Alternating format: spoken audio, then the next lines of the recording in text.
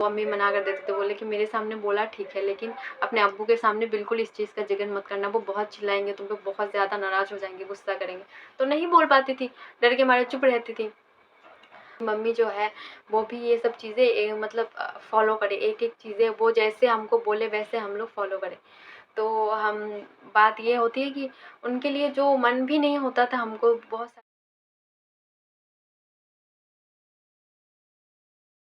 Hello family, जय श्री राम। कैसे हैं आप लोग? मैं खुशी स्वागत करती हूँ आप सभी का हमारे यूट्यूब चैनल लेके कपल ब्लॉग्स में और एक नए वीडियो के साथ। फैमिली, जैसे कि आपने हमारे आज का थंबनेल देख ही लिया होगा, आपको पता लग गया होगा कि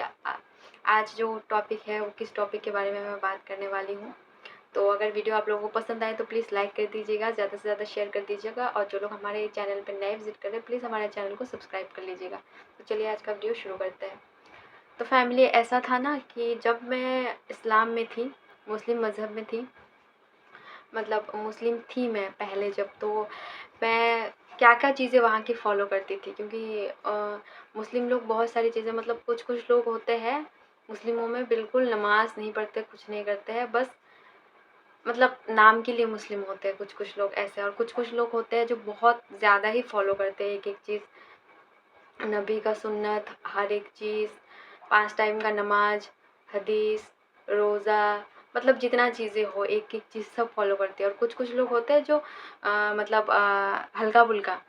बोलो, मतलब जो एक टाइम नमाज़ पढ़ते हैं तो दूसरे टाइम नहीं, या तो फिर एक जुम्मा पढ़ लिया, दूसरे जुम्मा पढ़ लिया, बाकी हफ्ते के दिन नमाज़ नहीं पढ़ना होता है, ऐसा होता है। तो हमारे घर में ऐसे थे, मेरे जो अब्बू हैं वो बहुत फ़ॉलो करते थे इन सब चीज़ों को, बहुत ज़्यादा, मतलब नमाज़ कभी नहीं छोड़ते थे, हर टाइम का नमाज़ 5 वक़्त का नमाज़ पढ़ते थे, रोज़ा, हदीस, मतलब रोज़ा कभी नहीं उन्होंने अपना छोड़ा, कभी हमने नहीं देखा आज तक। और और हदीस जो है वो मतलब रोज़ पढ़ते थे, घर पे हमको सुनाते थे पढ़ के, जो तबलीगी वाला मतलब किताब होता है उसको पढ़ के सुनाते थे, ऐसे करना है, वैसे करना है, तो वो बहुत ज़्यादा फ़ॉलो करते थे। और वो ये भी चाहते थे कि उनके जो बच्चे हैं, जैसे मैं और मेरी दीदी, हम और मेरी अम्मी, मतलब मेरी मम्मी जो है वो भी ये सब चीज़ें मतलब फ़ॉलो करे, एक-एक चीज़ें वो जैसे हमको बोले वैसे हम लोग फ़ॉलो करें। तो हम बात ये होती है कि उनके लिए जो मन भी नहीं होता था हमको बहुत सारी चीज़ों का, मतलब नमाज़ पढ़ना नहीं, बाकी सब चीज़ों का, तो वो भी हमको करना पड़ता था कि अब वो बोल रहे हैं तो हमको करना है, क्योंकि वो उनका बात नहीं मानो तो वो घर पे बहुत चिल्लाते थे, मतलब सख्त रहते थे बहुत, मैं हर वीडियो में बोलती हूँ। तो उनकी वजह से सब चीज़ें फ़ॉलो करा। और मेरी अम्मी बहुत सीधी-सादी है, तो वो तो मेरे अब्बू का हर एक बात मानते थे, चाहे कुछ भी हो, कभी ऊँची आवाज़ में उन्होंने बात नहीं किया। ना हमसे उस तरीके से बात किया, ना मेरे अब्बू से कभी उस तरीके से बात किया। तो वो कभी किसी चीज़ का जवाब नहीं देते, अगर उनको बुरा भी लगता था, तो चुप रहती थी, लेकिन कुछ नहीं बोलती थी अब्बू को, ऐसा था। तो तो उस हिसाब से मैं भी ऐसा था, मेरा जैसे मैं हिजाब लेती थी अपने, जब घर पे थी, हिजाब लेती थी, नमाज़ 5 टाइम का मैं भी पढ़ती थी, और जो अब्बू हदीस वग़ैरह पढ़ते थे जब, उस टाइम हमको मतलब मन हो ना हो सुनने का, लेकिन हमको वहाँ जाके बैठ के सुनना ही है। जितने टाइम वो पढ़े, चाहे 1 घंटा, चाहे आधा घंटा, चाहे डेढ़ घंटा, 2 घंटा, मतलब ऐसा होता है कभी-कभी मतलब जल्दी ख़त्म कर देते थे, जिस टाइम पढ़ते थे, मतलब उसके बाद समझाते थे, और कभी-कभी ऐसा होता था थोड़ा ज़्यादा टाइम पढ़ते थे। तो ऐसा होता है ना कभी-कभी, जैसे हम लोग कोई काम करते हैं, कुछ भी चीज़ करते हैं, या लड़कियों को ऐसा होता है कभी-कभी, कोई भी मतलब मन नहीं होता है, आज कुछ या फिर नींद लग रही है, तो वो उनके सामने कोई बहाना नहीं चलेगा कि मेरा मन नहीं है आज सुनने का, मैं सो, अगर अब वो एक कमरे में मतलब हदीस वाला बुक निकाल के उसको पढ़ रहे, हदीस सुना रहे, उस टाइम मैं, मेरी दी और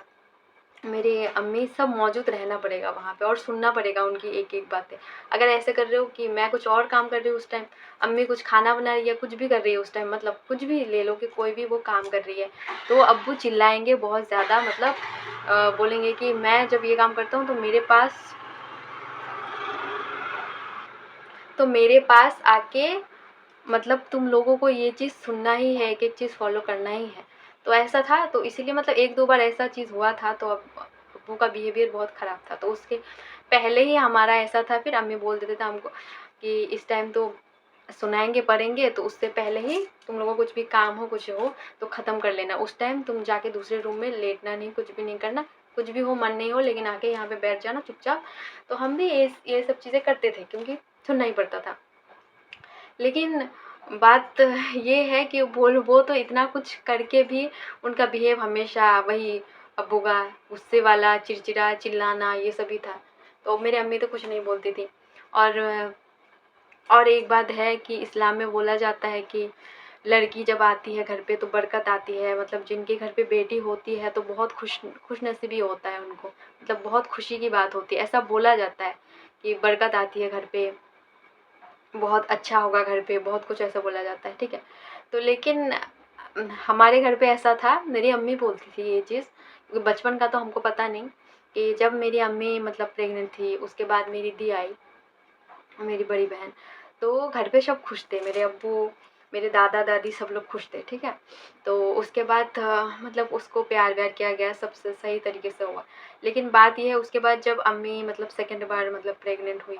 उसके बाद घर पे सबको लगा था कि लड़का आएगा, लड़का आएगा, बेटी तो हो गई चलो, क्योंकि बेटी आती है खुश है, लेकिन बार बार किसी को बेटी नहीं चाहिए, ये बात है। तो जब दूसरी बार फिर मैं पैदा हुई, वो भी मतलब मैं भी बेटी, तो फिर दादी और दादू मतलब सब लोग अम्मी पे बहुत गुस्सा किए थे, अम्मी ने बोला था। तो उसके बाद अम्मी को सही से खाना नहीं दिया जाता था, और मैं एक छोटी मतलब बच्ची थी, तो मुझे भी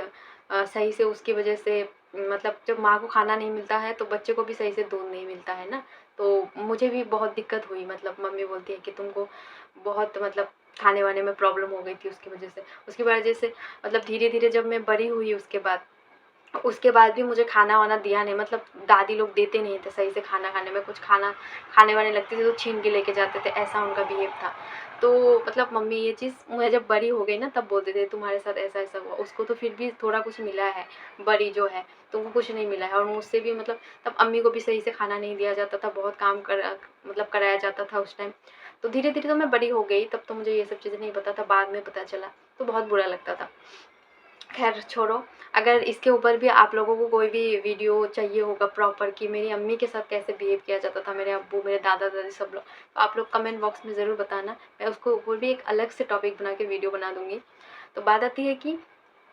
मतलब ऐसा है ना, वहाँ पे एक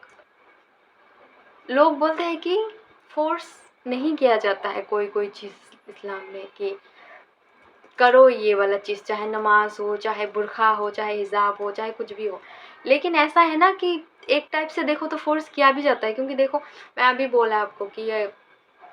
जिस टाइम वो पढ़ते थे, हदीस सुनाते थे या कोई भी चीज़ करते, तो उस टाइम तुम्हारा मन हो ना हो तुमको सुनना ही है जाके बैठ के। उसके बाद अब्बू कोई भी पढ़ के तुमको समझाए कि ये वाला चीज़ तुमको करना है, तुम लड़की हो तो तुमको ऐसे रहना है, ऐसे कपड़े पहनना है, ऐसे चलना है, ऐसे हंसना है, ऐसे अपना बाल नहीं दिखाना है, इतने ज़ोर से नहीं चलना है, इतने ज़ोर से नहीं हंसना है। तो वो सब चीज़ें तुमको फॉलो करना ही है। और तुम लड़की हो तो तुम कभी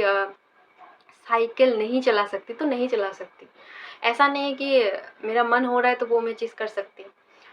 वही बात हुआ। तो वो तो फ़ोर्स ही हुआ ना, खुल के कैसे रहने दिया, नहीं नहीं कर सकते तो नहीं कर सकते। स्कूल में ऐसा होता था कि लड़कियाँ, मेरी बहुत सारी सहेली जो है मतलब साइकिल चला के जाती थी उस टाइम, मतलब स्कूल में जब थे,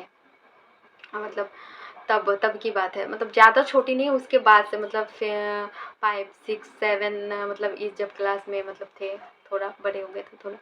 तो तब मतलब बहुत सारी लड़कियाँ, तो मुझे भी मन होता था, लेकिन मैं अम्मी को बोलती थी, तो अम्मी मतलब मैं बोलती थी मुझे भी जाना है, सब लोग साइकिल लेके जाते हैं, मुझे भी जाना है साइकिल लेके, तो अम्मी मना कर देते थे, बोले कि मेरे सामने बोला ठीक है, लेकिन अपने अब्बू के सामने बिल्कुल इस चीज़ का जिक्र मत करना, वो बहुत चिल्लाएंगे, तुम पे बहुत ज़्यादा नाराज़ हो जाएंगे, गुस्सा करेंगे। तो नहीं बोल पाती थी, डर के मारे चुप रहती थी।